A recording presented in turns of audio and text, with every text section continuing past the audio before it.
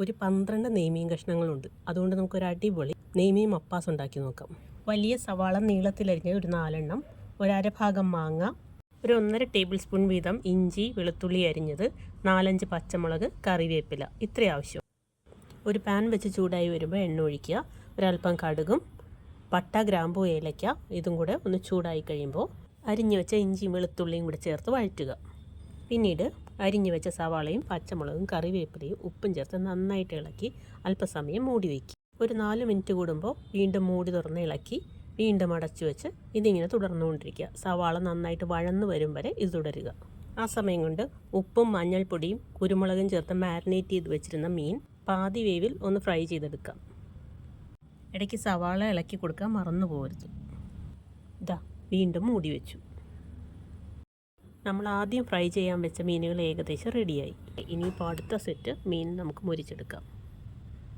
ഇതാ ഇപ്പോൾ സവാള ഒരു പാതി വഴന്നു കഴിഞ്ഞു. ഈ കളറൊന്ന് മാറി കുറച്ചൊന്ന് സോഫ്റ്റായി കഴിയുമ്പോൾ നമുക്ക് മഞ്ഞൾപ്പൊടി ചേർത്ത് തുടങ്ങാം. 1 ടീസ്പൂൺ മഞ്ഞൾപ്പൊടി, 2 ടേബിൾ സ്പൂൺ മല്ലിപ്പൊടി, ഇത് ചേർത്ത് നന്നായിട്ടൊന്ന് ഇളക്കി കൊടുക്കുക. ആ പച്ചമണമെല്ലാം നല്ലോണം മാറിക്കിട്ടണം. ഇനി ഒരു തക്കാളി അരിഞ്ഞത് ചേർക്കുക. ഇതിലൊരല്പം എണ്ണ പോരാൻ തോന്നിയതുകൊണ്ട് ഫിഷ് ഫ്രൈയിൽ ബാക്കി വന്ന കുറച്ച് എണ്ണ കൂടെ ഒഴിച്ചു കൊടുത്തു. ഒരു 4-5 മിനിറ്റ് കൂടെ മൂടി വയ്ക്കുക. എന്നിട്ട് വീണ്ടും ഇളക്കി കൊടുക്കുക. ഇതിൽ തക്കാളി ഒരല്പം സോഫ്റ്റായി എന്ന് തോന്നുമ്പോൾ അരിഞ്ഞു വെച്ച മാങ്ങ കഷ്ണങ്ങൾ ചേർക്കുക. വീണ്ടും ഒന്ന് ഇളക്കി കൊടുത്ത് ഒരു 3 മിനിറ്റ് കൂടെ മൂടി വയ്ക്കുക. ഇനി ഇതിലേക്ക് 2 ഗ്ലാസ് രണ്ടാം പാൽ കൂടെ ചേർക്കാം. തിളച്ചു വരുമ്പോൾ 1 ടീസ്പൂൺ പെപ്പർ പൗഡർ ചേർക്കാം. നന്നായിട്ട് ഇളക്കി തിളച്ചു വരുമ്പോൾ ഉപ്പും പുളിയും എല്ലാം ഒന്ന് ചെക്ക് ചെയ്യുക. പോരാങ്കിൽ ഇട്ട് കൊടുക്കുക.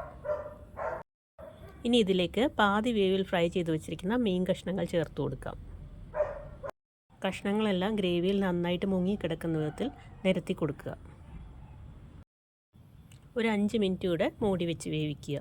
കഷ്ണങ്ങൾ നന്നായിട്ട് വെന്ത് വരട്ടെ. ഒരു തേങ്ങയുടെ കുറുകിയ 1/4 പാൽ 1 ഗ്ലാസ് ഒഴിച്ചു കൊടുക്കുന്നുണ്ട്. എന്നിട്ട് ഇതേപോലെ ഒന്ന് ചുറ്റിച്ചെടുക്കുക. തിളയ്ക്കുന്നതിന് മുമ്പ് ഓഫ് ചെയ്യുക. ഇനി ഇതിലേക്ക് ഒരു 3 തണ്ട് കറിവേപ്പിലയും വട്ടത്തിലരിഞ്ഞ ഒരു തക്കാളി നിരത്തി ഒരല്പം വെളിച്ചെണ്ണ കൂടി തൂയിക്കഴിഞ്ഞാൽ നമ്മുടെ നെയ്മീൻ മപ്പാസ് റെഡി.